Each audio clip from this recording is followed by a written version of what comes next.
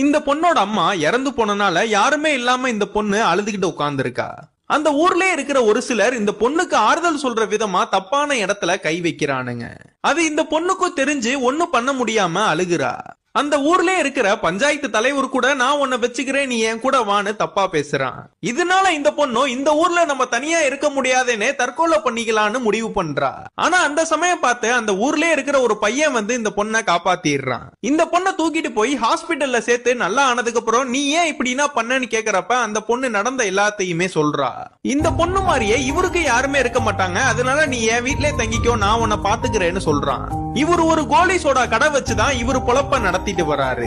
அந்த பொண்ணையும் தன்னோட அம்மாவை எப்படி பாத்துப்பாங்களோ அது மாதிரி நல்லா பாத்துக்கிறாரு. அந்த பொண்ணுக்கும் இந்த பையனை ரொம்ப புடிச்சு போயிருது.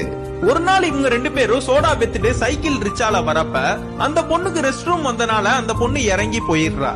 அந்த நேரம் பார்த்து பின்னாடி ஒரு லாரி வந்து எதிர்பாராத விதமா ஒரு பெரிய ஆக்சிடென்ட் ஆகி இதனா பார்த்து பதறி போய் ஓடி வந்து இந்த பையனை பார்த்தா ஆக்சிடென்ட் ஆனதுல இந்த பையனோட ரெண்டு கையுமே இல்லாம போயிருக்கும். அவரு ஹாஸ்பிட்டல்ல எழுந்து ரெண்டு கை இல்லாதத பார்த்ததும் பயங்கரமா கத்தி அழுகிறாரு.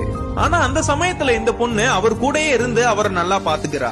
அதுக்கப்புறம் ஹாஸ்பிட்டல்ல இருந்து நல்லாகி வீட்டுக்கு வந்ததுக்கு அப்புறம் அவருக்கு பல்லு விளக்கி குளிப்பாட்டி சாப்பாடு ஊட்டுறதுல இருந்து எல்லாமே இந்த பொண்ணு தான் பாத்துக்கிறா. இது ஒரு உண்மை சம்பவத்தை வச்சு எடுக்கப்பட்ட ஒரு படம். ஆனா இது மாதிரி ஒரு உண்மையான காதல்னா இந்த காலத்துலயும் இருக்குன்னா கீழே கமெண்ட் பண்ணிட்டு போங்க. Download ShareChat.